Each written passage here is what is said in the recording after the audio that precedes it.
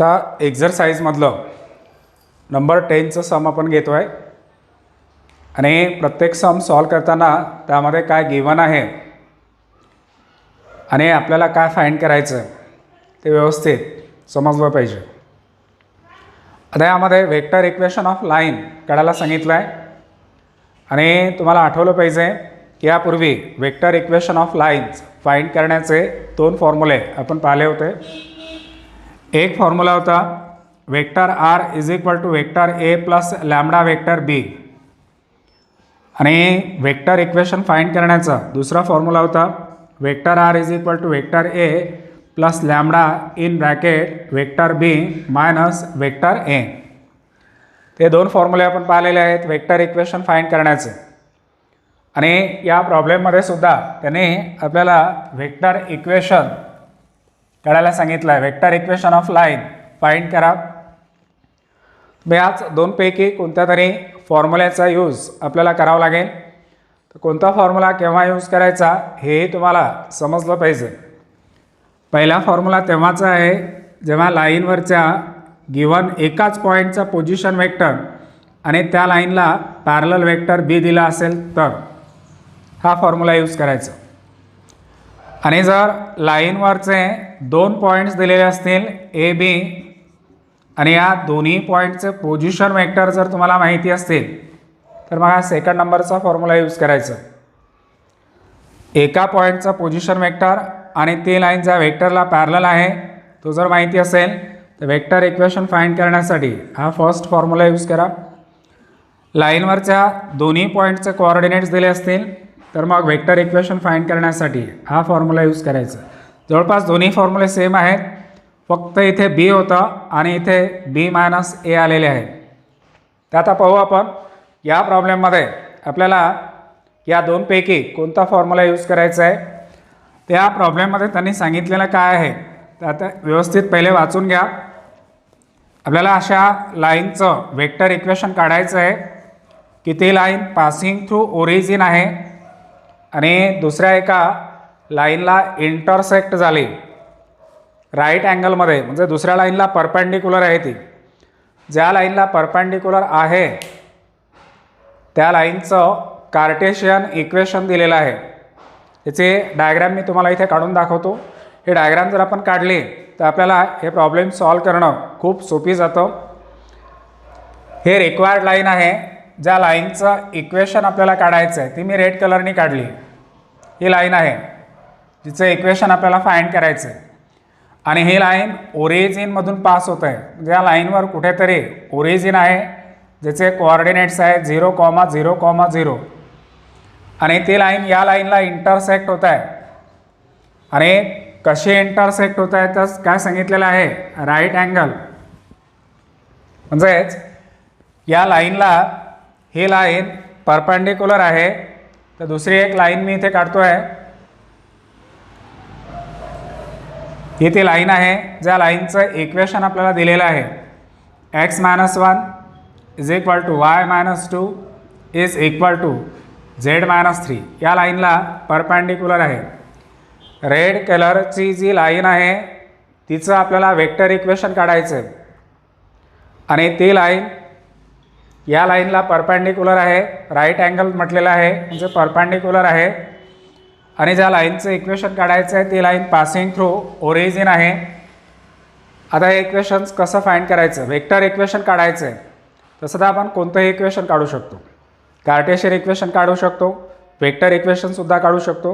पण यांनी इथे वेक्टर इक्वेशन काढायला सांगितलं आहे तर आपण वेक्टर इक्वेशनचा फॉर्म्युला यूज करणार. तर आता हे सॉल्व कसं करायचं, खूप सोपी आहे कॅल्क्युलेशन्स. फक्त आता याकडे लक्ष द्या. सुरुवात कशी करायची, हे जे गिवन लाईन आहे या गिवन लाईनचं इक्वेशन पहिले आपण लिहिणार. Given equation of line x-1 is equal to y-2 is equal to z-3. हे गिवन लाईनचं इक्वेशन आहे. याचा डिनॉमिनेटरमध्ये कुठलाच नंबर दिला नाही तर तो आपण घ्यायचा 1. इथे डिनॉमिनेटर 1 आणि इकडे सुद्धा डिनॉमिनेटर 1 राहणार आहे. त्या लाईनला पाहिल्याबरोबर आपल्याला सांगता यायला पाहिजे की ही लाईन ज्या पॉईंटमधून पास होत आहे त्या पॉईंटचे कोऑर्डिनेट्स काय. तर पहिले एक्स वाय झेडचे कोइफिशियंट्स 1 आहेत का नाही पाहून घ्या.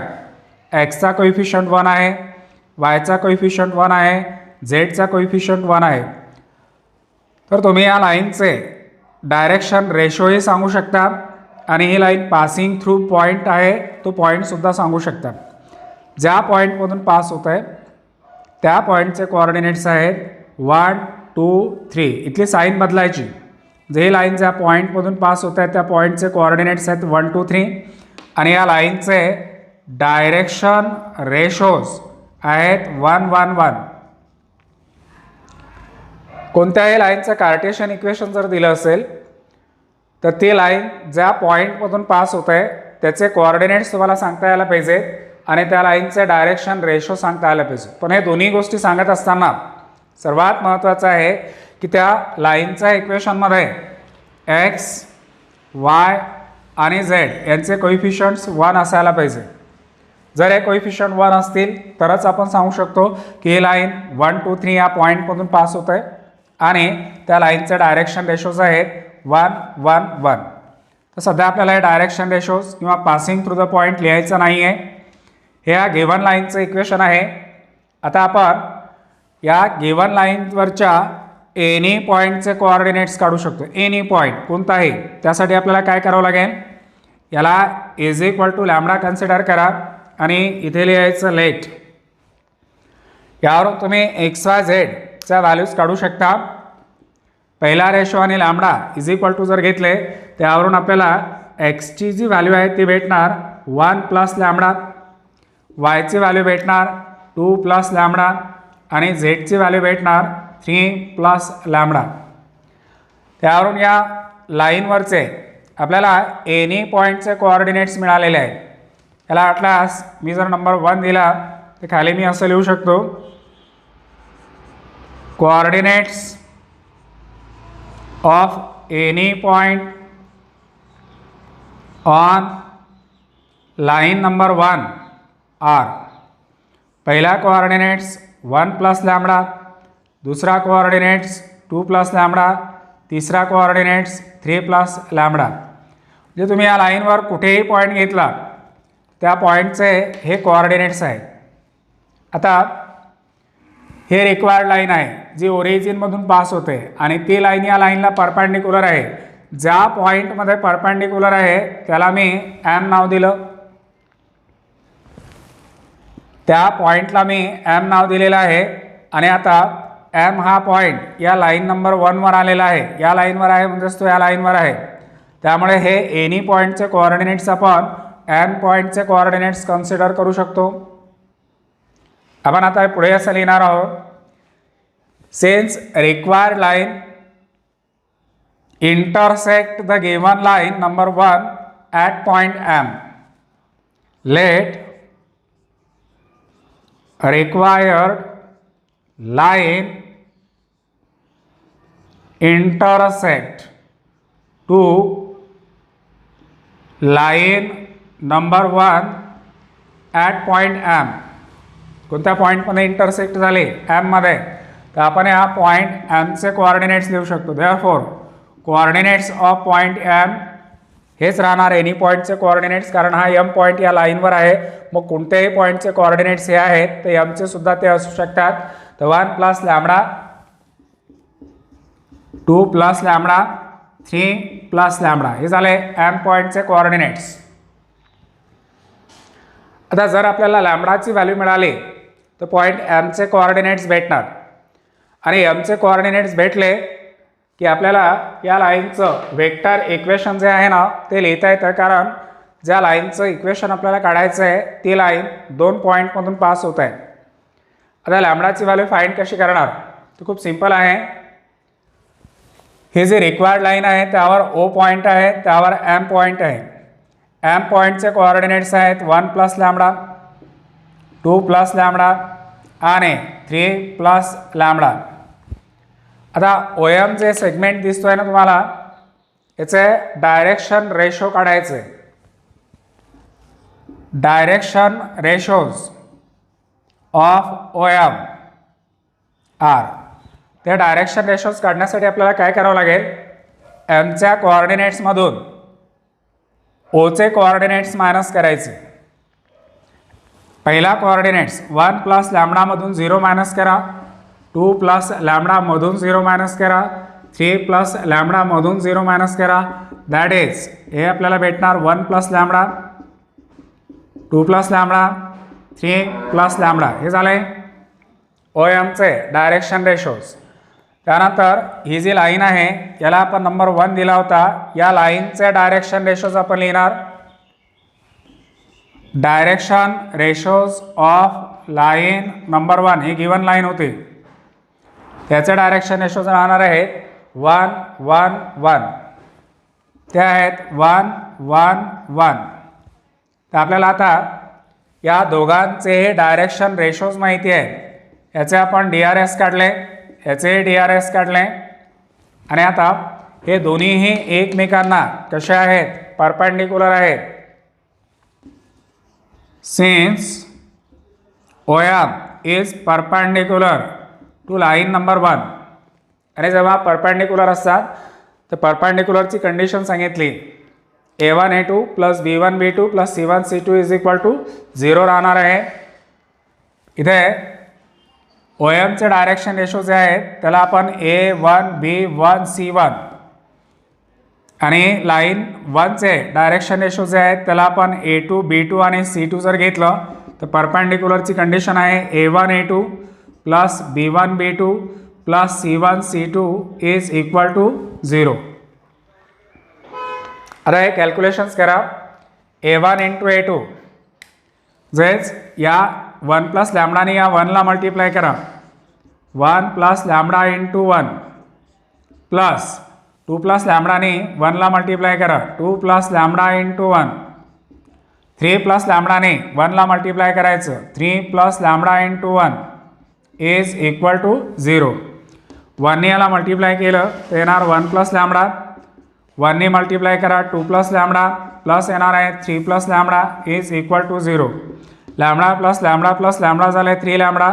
1 प्लस 2 प्लस 3 झाले 6 इज इक्वल टू 0. यावरून लॅम्बडाची व्हॅल्यू जर फाइंड केली तर 3 लॅम्बडा इज इक्वल टू येणार आहेत -6. Therefore lambda is equal to -6/3. लॅम्बडाची व्हॅल्यू मिळाली 2. आता हे व्हॅल्यू जर या एमच्या कोऑर्डिनेट्समध्ये ठेवले तर आपल्याला पॉईंट एमचे कोऑर्डिनेट्स भेटणार.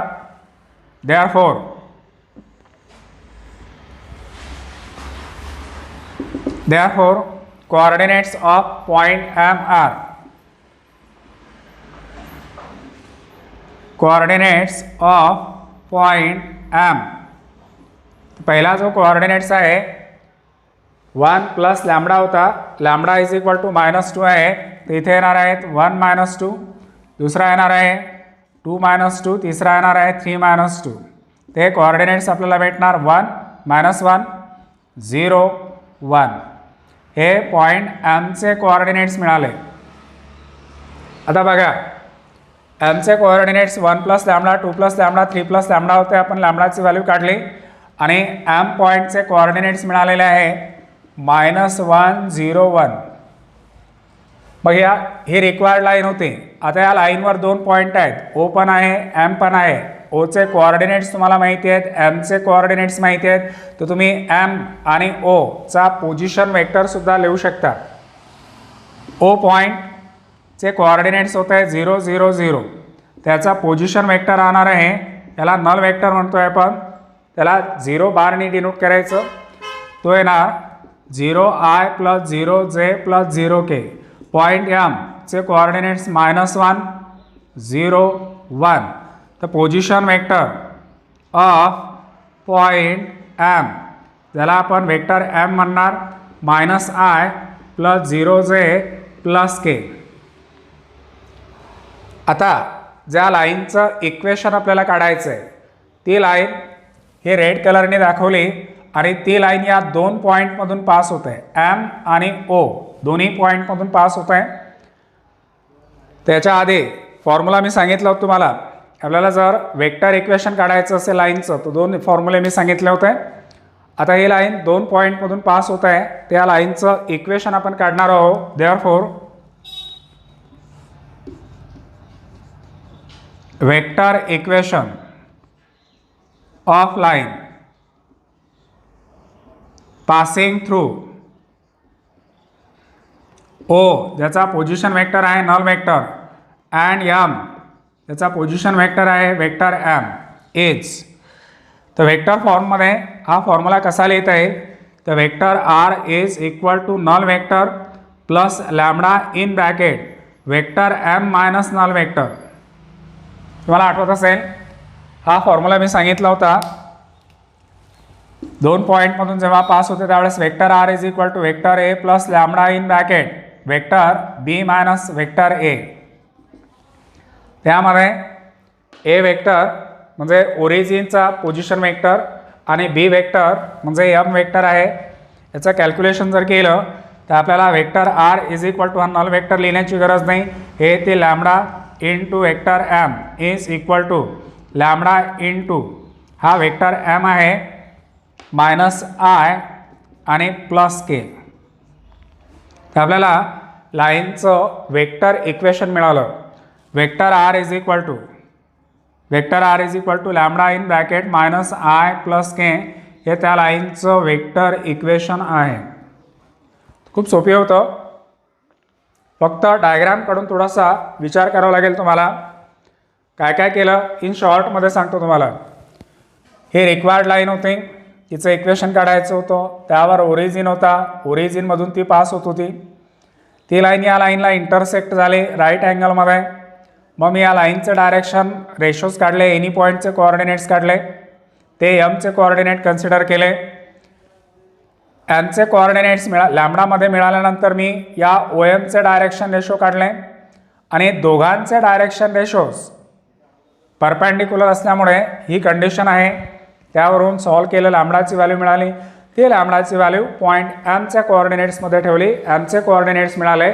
मग दोन्ही पॉईंटचे कोऑर्डिनेट्स आपल्याला माहिती होते आणि हा फॉर्म्युला ऑलरेडी आधी आपण पाहिलेला आहे. तर या फॉर्म्युल्याचा यूज करून त्या लाईनचं वेक्टर इक्वेशन आपण लिहिलेलं आहे.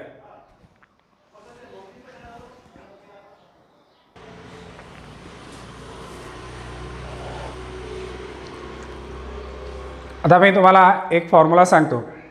Acute angle between the lines. जेव्हा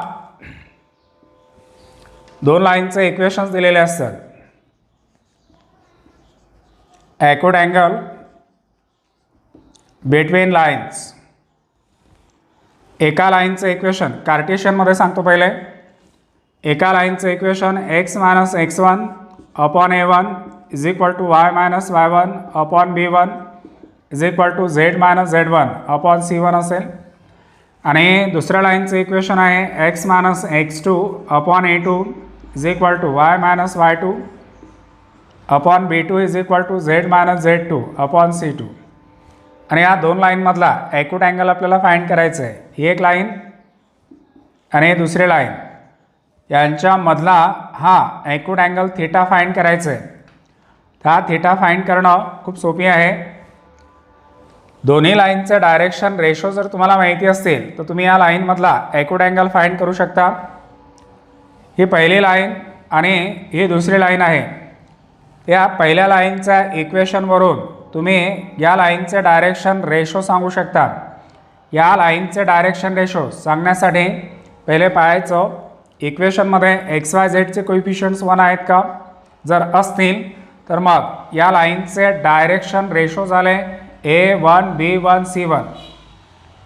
दुसऱ्या लाईनचे डायरेक्शन रेशोज येणार डिनॉमिनेटरमधले 3 नंबर, पण हे 3 नंबर डायरेक्शन रेशो असण्यासाठी यांचे कोइफिशियंट्स 1 असायला पाहिजेत. त्या लाईनचे डायरेक्शन रेशो झाले A2 B2 आणि C2. आणि जेव्हा दोन लाईनचे डायरेक्शन रेशोज आपल्याला माहिती असतात अशा वेळेस या दोन लाईनमधला ॲक्यूट अँगल फाइंड करण्याचा फॉर्म्युला आहे cos theta is equal to मॉडमध्ये लिहायचं. Cos theta is equal to mod acute आहे, त्यामुळे कॉसची जी व्हॅल्यू आहे ती पॉझिटिव्ह यायला पाहिजे. आणि ॲक्यूट अँगल हा फर्स्ट क्वाड्रंटमध्ये असतो आणि कॉस्ट रेशो जो आहे तो फर्स्ट क्वाड्रंटमध्ये पॉझिटिव्ह यायला पाहिजे. तो जर निगेटिव्ह कॅल्क्युलेशन्स आलं तर त्याला आपण प्लसमध्ये लिहू शकतो. या दोघांचं कॉम्बिनेशन इथे लिहा. A1 A2 न्यूमरेटरमध्ये A1 A2 plus B1 B2 plus C1 C2 आणि अपॉनमध्ये इथे 2 रूट घ्यायचे. पहिल्या रूटमध्ये पहिल्या लाईनचे डायरेक्शन जे रेशो आहेत ना त्यांच्या स्क्वेअरची ॲडिशन इथे लिहा. A1 square plus B1 square plus C1 square. दुसऱ्या रूटमध्ये दुसरी जी लाईन आहे त्या लाईनच्या डायरेक्शन रेशोच्या स्क्वेअरची ॲडिशन लिहायची.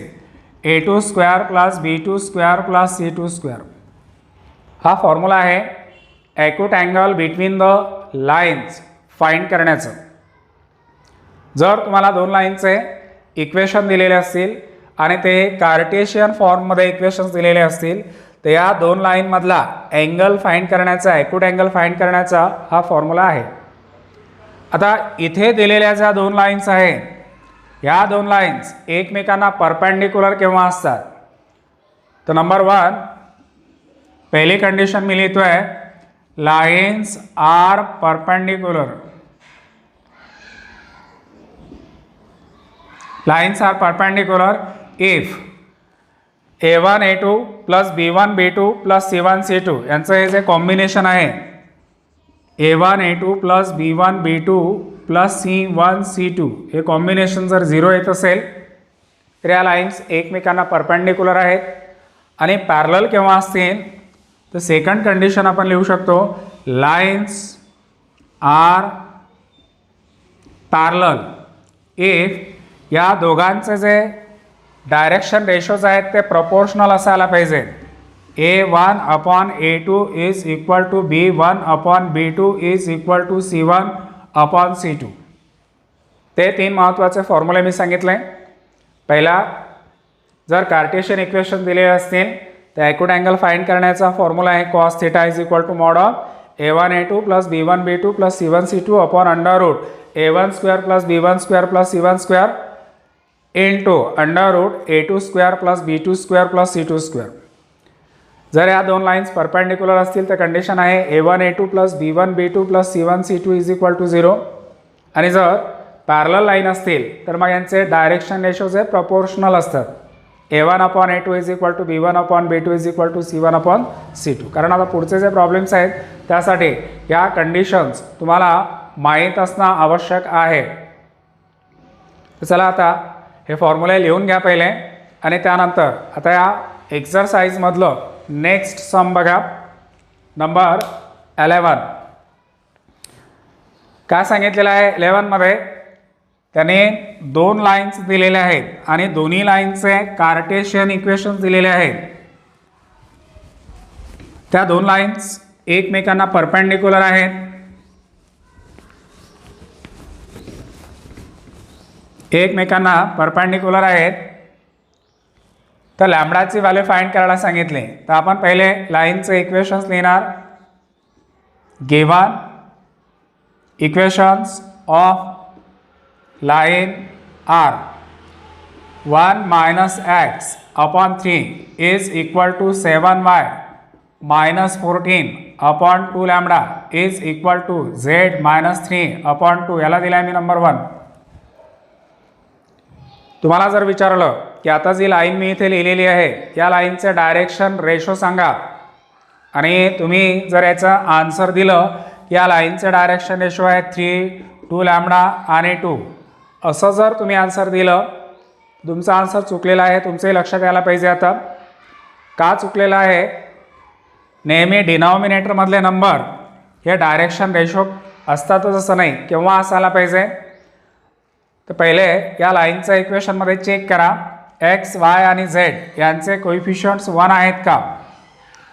पहिली जी लाईन आहे ना या लाईनमध्ये एक्सचा कोइफिशियंट 1 तर आहे पण त्याला साईन कोणती आलेली आहे मायनस. वायचा कोइफिशियंट कोण आहे 7. झेडचा कोइफिशियंट 1 आहे. इथे फक्त झेडचाच कोइफिशियंट 1 आहे. या लाईनचे डायरेक्शन रेशोज लिहिण्यासाठी पहिले आपल्याला एक्स आणि वायचे कोइफिशियंट्स 1 करावे लागतात. त्यासाठी काय करायचं बा याला आपण असं लिहू शकतो -x+1 अपॉन 3, याच्यामधून 7 कॉमन काढा, ब्रॅकेटमध्ये राहिले y-2 upon 2 lambda is equal to z-3 upon 2.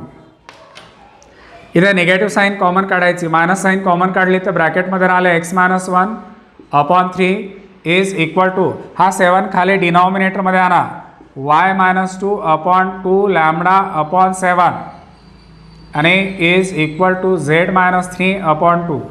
आता इथे साईन निगेटिव्ह आहे, ही निगेटिव्ह साईन खाली डिनॉमिनेटरला अप्लाय करा आणि हा ब्रॅकेट काढून घ्या. आता जे लाईनचं इक्वेशन तुम्हाला दिसतं यामध्ये एक्सचा कोइफिशियंट 1 आहे, वायचा कोइफिशियंट 1 आहे, झेडचा कोइफिशियंट 1 आहे. तर तुम्ही या लाईनचे डायरेक्शन रेशो लिहू शकता. Therefore direction ratio of line number 1 are, पहिला आहे तो -3, दूसरा आहे 2 लॅम्बडा अपॉन 7 आणि तिसरा आहे तो आहे 2. ते झाले पहिल्या लाईनचे डायरेक्शन रेशोज. या डायरेक्शन रेशोजला आपण A1, B1 आणि C1 असं म्हणू शकतो, डिनोट केलं आहे मी. आता आपण लाईनचं दुसरं इक्वेशन लिहिणार आहोत. 7 - 7x upon 3 lambda is equal to y-5 upon 1 is equal to 6 - z upon 5. ही सेकंड नंबरची लाईन आहे. तुम्हाला जर विचारलं की या लाईनचे डायरेक्शन रेशो सांगा आणि तुम्ही जर आन्सर दिलं 3 लॅम्बडा 1 आणि 5, ते आन्सर चुकीचं आहे. कारण या इक्वेशनमध्ये सर्वात पहिले चेक करा XYZचे कोइफिशियंट्स 1 आहेत का.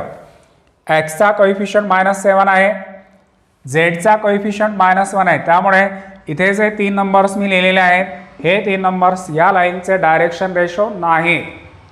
मग डायरेक्शन रेशो काढण्यासाठी आपल्याला XYZचे कोइफिशियंट्स 1 करावे लागतात आणि XYZचे कोइफिशियंट्स 1 करण्यासाठी या इक्वेशनला मी असं लिहितो आहे -7x आधी लिहिले +7 अपॉन 3 लॅम्बडा, हे y-5 upon 1 is equal to -z + 6 upon 5. आता यांचे कोइफिशियंट्स जर 1 केले काय करायचं, याच्यामधून -7 कॉमन काढा, ब्रॅकेटमध्ये आलं आहे x-1 upon 3 lambda is equal to y-5 upon 1 is equal to, इथे निगेटिव्ह साईन कॉमन जर काढले ब्रॅकेटमध्ये राहिले z-6 upon 5.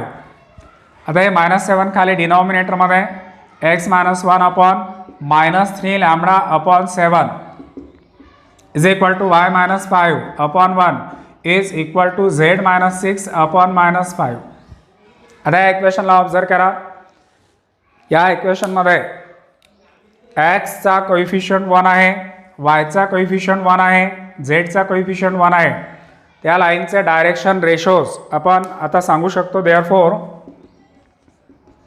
Direction ratios of line number 2 are, पहिला आहे तो -3 लॅम्बडा अपॉन 7, दूसरा आहे तो आहे 1 आणि तिसरा आहे तो -5. यांना आपण A2, B2 आणि C2 ने डिनोट करणार. पहिला A2, दुसरा B2 आणि तिसरा C2. आता त्यांचं असं म्हणणं आहे की या लाईन्स नंबर 1 आणि लाईन नंबर 2 ह्या एकमेकांना कशा आहेत, perpendicular, right angle. Since line number 1 and line number 2 are perpendicular to each other, since line number 1 is perpendicular to line number 2, त्याची कंडिशन काय राहते, त्याची कंडिशन राहते A1 A2 plus B1 B2 plus C1 C2 is equal to 0. ही condition आहे. यामध्ये आता substitutions करा. यामध्ये सबस्टिट्यूशन जर केल्या त्या -3 ने या -3 लॅम्बडा अपॉन 7 ला मल्टिप्लाय करायचं.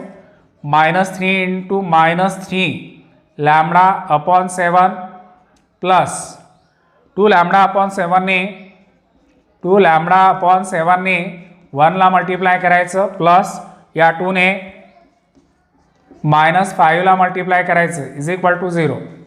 आणि कॅल्क्युलेशन्स केल्यानंतर आपल्याला लॅम्बडाची जी व्हॅल्यू आहे ती भेटणार. मायनस मायनस प्लस होणार आहे. 3 ने 3 ला मल्टिप्लाय केलं 9 लॅम्बडा अपॉन 7 9 लॅमडा अपॉन 7, त्याच्यानंतर येणार आहे 2 लॅमडा अपॉन 7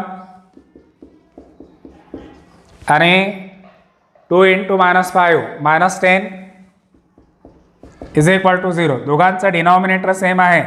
9 लॅमडा आणि 2 लॅमडा यांची ॲडिशन जर केली तर 11 लॅमडा अपॉन 7 आणि 10ची साईड जर चेंज केली तर +10. देअरफॉर या 11 अपॉन 7ची साईड जर चेंज केली तर लॅमडा इज इक्वल टू येणार 10 into 7 upon 11 is equal to 70 upon 11. लॅमडाची जी व्हॅल्यू आहे ती आपल्याला मिळाली. Lambda is equal to 70 upon 11. त्या दोन्ही लाईन्स एकमेकांना परपेंडिक्युलर होत्या. परपेंडिक्युलरची कंडिशन ही आहे, त्यामुळे या दोन्ही लाईनचे डायरेक्शन रेशोज काढायचे आणि डायरेक्शन रेशो काढताना XYZचे कोइफिशियंट्स 1 असतात असायला पाहिजे. जर ते नसतील तर तुम्हाला ते कोइफिशियंट्स 1 1 1 बघा दोन्ही लाईनमध्ये 1 1 1 केलेले आहेत. नंतरच मग डिनॉमिनेटरमधले जे नंबर आहेत ते त्या लाईनचे काय झाले direction ratios.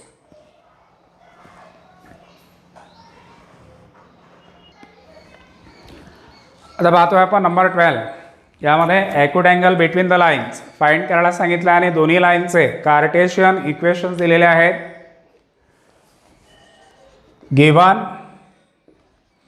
Equations of lines are, पहिल्या लाईनचं इक्वेशन आहे x-1 upon 1 is equal to y-2 upon -1 is equal to z-3 upon 2. याला दिला आहे नंबर 1. तर याचं इक्वेशन दिलेलं आहे कार्टेशियन. दोन्ही लाईनचे यांच्यामधला ॲक्यूट अँगल फाइंड करायचे आणि हा ॲक्यूट अँगल फाइंड करायचा असेल तर आपल्याला दोन्ही लाईनचे डायरेक्शन रेशो माहिती असायला पाहिजे. जे पहिलं इक्वेशन मी इथे लिहिलं आहे ना, या पहिल्या इक्वेशनवरून आपण या फर्स्ट लाईनचे डायरेक्शन रेशोज लिहिणार आहोत. पण त्यासाठी आधी चेक करा या इक्वेशनमध्ये एक्सचा कोइफिशियंट 1, वायचा कोइफिशियंट 1, झेडचा कोइफिशियंट 1. तर आपण या लाईनचे डायरेक्शन रेशो लिहू शकतो. DRS of line number 1 are 1 -1 आणि 2. हे झाले या लाईनचे डायरेक्शन रेशो. कोइफिशियंट्स 1 असल्यामुळे हे डायरेक्शन रेशोज आपण लिहू शकलो. याला मी A1 B1 C1 ने डिनोट केलं आहे. आता सेकंड लाईनचं इक्वेशन काय आहे x-1 upon 2 is equal to y-2 upon 1 is equal to z-3 upon 1. त्यामध्ये चेक करा याचं डायरेक्शन रेशो लिहिण्यासाठी आपल्याला यांचे कोइफिशियंट्स पहिले पाहावे लागतील. 1 आहेत का? एक्सचा कोइफिशियंट 1 आहे, वायचा कोइफिशियंट 1 आहे, झेडचा कोइफिशियंट 1 आहे. ही आहे लाईन नंबर 2. त्या लाईनचे डायरेक्शन रेशोज आपण लिहिणार. Therefore DRS of line number 2 are, पहिला येतो आहे 2, नंतर 1 आणि 1. त्याला आपण A2 B2 आणि C2 ने डिनोट करणार. A2 B2 आणि C2. दोन्ही लाईनचे डायरेक्शन रेशो आपल्याला माहिती आहे. आता आपल्याला कॅल्क्युलेट करायचं आहे ॲक्यूट अँगल. तो अँगल मी घेतो आहे थीटा. या दोघांमधला अँगल घेतला theta. Let theta be the acute angle between the lines. Formula काय सांगितला होता ॲक्यूट अँगल फाइंड करण्याचा? Cos theta is equal to mod of A1 A2 plus B1 B2 plus C1 C2 upon मध्ये येतील under root A1 square plus B1 square plus C1 square into under root A2 square plus B2 square plus C2 square. हे फॉर्म्युले तुम्हाला learn करावे लागतात. हे problem एवढे सोपे आहेत. फक्त यांच्यामधले फॉर्म्युले जरी तुम्ही लर्न केले ना तरी याचे आन्सर्स जे आहेत ते तुम्हाला काढता येतात. आता ह्या ज्या डायरेक्शन रेशोज आपण दोन्ही लाईनचे काढलेले आहेत ह्या जर सबस्टिट्यूशन्स केल्या तर आपल्याला cos theta is equal to मिळणार मॉड ऑफ A1 A2 जे 1 into 2 1 into 2 plus minus 1 into 1 minus 1 into 1 plus 2 into 1 2 × 1 अपॉनमध्ये येतील under route a1² + b1² + c1² जे 1² प्लस -1² प्लस 2² आणि दुसऱ्या रूटमध्ये a2² + b2² + c2². तिकडे येणार आहे 2² + 1² + 1². आता यांचं कॅल्क्युलेशन्स काय आहे तर पहा.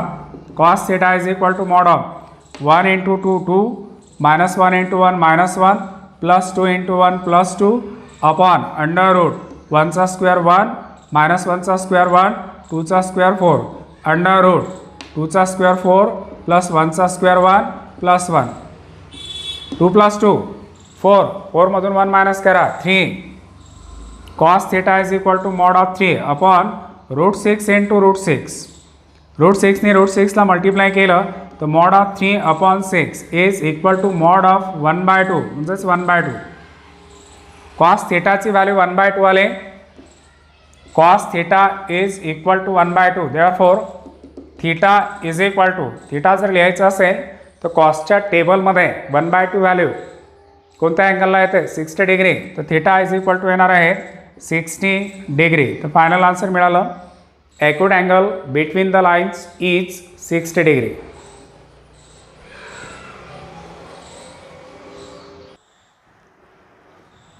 आता आपण 13 नंबर पाहतोय. Find acute angle between the lines. या आधीचा प्रॉब्लेम सुद्धा acute angle between the lines होतं, पण त्या लाईनचं इक्वेशन आपल्याला अशा टाईपमध्ये दिलं होतं x - x1 upon a is equal to y - y1 upon b is equal to z - z1 upon c अशा टाईपमध्ये दिलं होतं.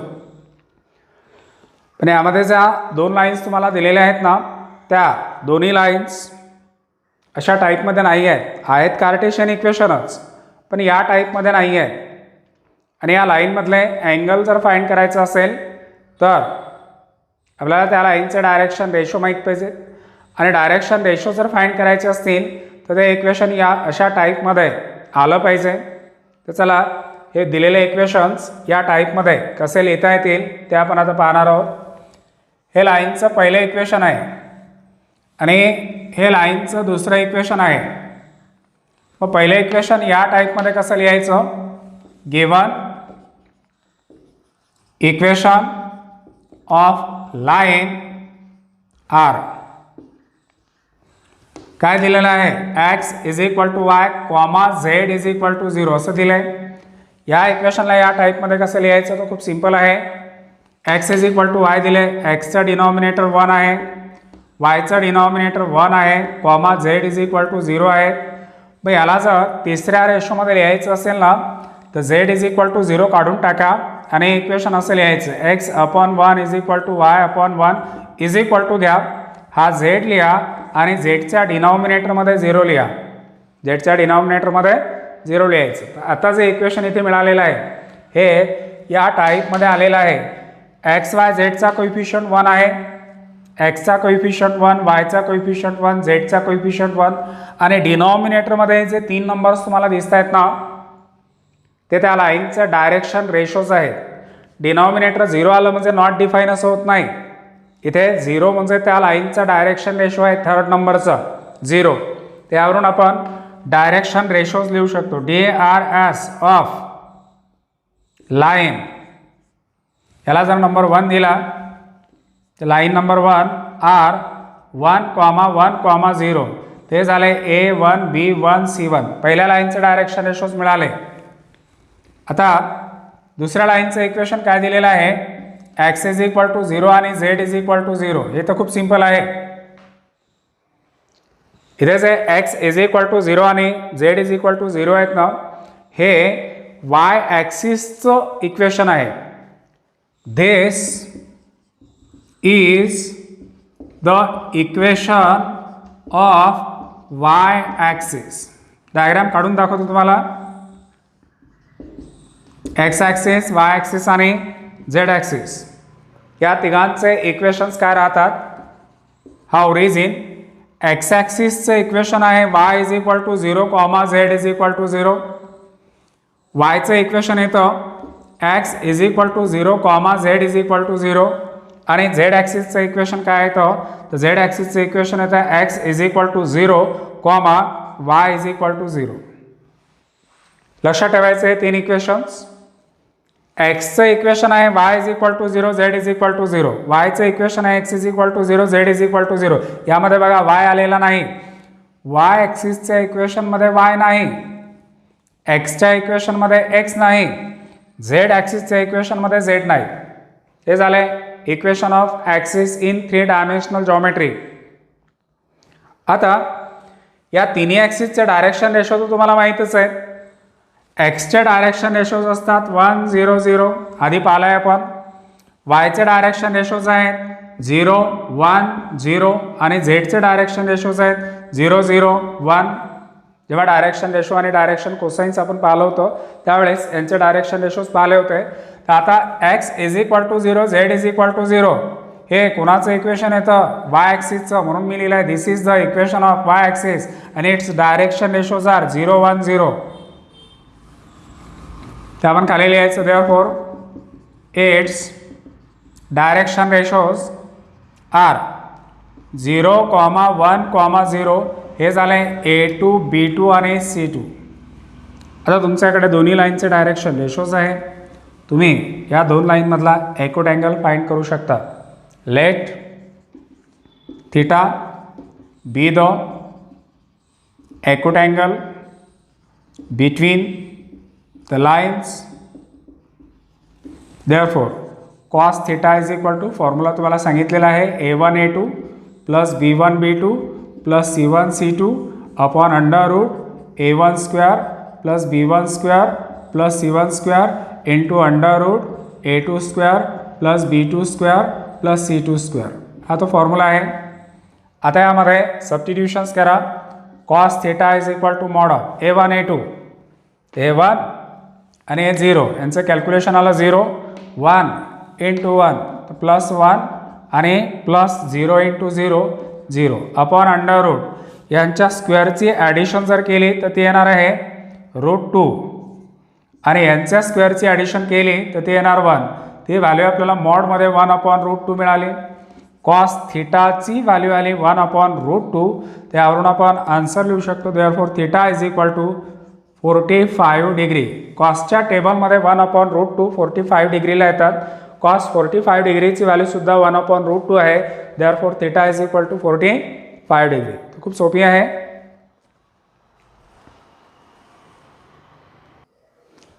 आता आपण नंबर 14 पाहणार आहोत आणि या नंबर 14मध्ये acute angle between the lines find करायला सांगितलेला आहे. लाईनच्या इक्वेशन्समध्ये फक्त थोडासा बदल केला आहे. आधीच्या 13 नंबर आणि 14मध्ये फक्त इथे वायच्या जागेवर निगेटिव्ह साईन घेतली. हे पहिल्या लाईनचं इक्वेशन आहे, दुसऱ्या लाईनचं इक्वेशन. फर्स्ट लाईनचं इक्वेशन मी लिहितो आहे x is equal to -y, z is equal to 0. याला मला कार्टेशियन इक्वेशन जसं पाहिजे त्या फॉर्ममध्ये आणायचं असेल तर एक्स अपॉन 1 वाय अपॉन -1 ही निगेटिव्ह साईन मी खाली घेतली, झेड इज इक्वल टू 0 आहे. तिन्ही रेशो जर इक्वल लिहायचे असतील तर x upon 1 is equal to y upon -1 is equal to z upon 0. X y झेडचे कोएफिशियंट्स 1 आहेत. त्यांचे डायरेक्शन रेशोज आपल्याला मिळाले. DRS ऑफ लाईन आर 1, -1, 0 हे झाले A1 B1 C1. Second line ही आहे, वाय ॲक्सिस आहे, त्याचे डायरेक्शन रेशोज आहेत A2 B2 C2. आपल्याला दोन लाईनमधला ॲक्यूट अँगल फाइंड करायचा. हा फॉर्म्युला आहे. फॉर्म्युल्यामध्ये सबस्टिट्यूशन्स करा. cos theta is equal to mod of A1 A2 तर 1 इंटू 0 0 -1 इंटू +1 -1 प्लस 0 इंटू 0 इथे येणार 0. आणि आता या तिघांच्या स्क्वेअरची ॲडिशन जर या रूटमध्ये लिहिली तर √2 आणि यांच्या स्क्वेअरची ॲडिशन लिहिली तर ते येणार √1 is equal to mod of -1 upon √2. Negative sign काढून टाका, मॉड निघून जाईल. 1 अपॉन √2. कॉस थिटाची व्हॅल्यू याही प्रॉब्लेममध्ये 1/√2 चालेल. यावरून आन्सर लिहू शकतो. Angle between the two lines is 45 degree. दोन लाईनचे इक्वेशन्स दिले होते आणि या दोन लाईनमधला ॲक्यूट अँगल फाइंड करायचा होता. आन्सर आलेला आहे theta is equal to 45 degree.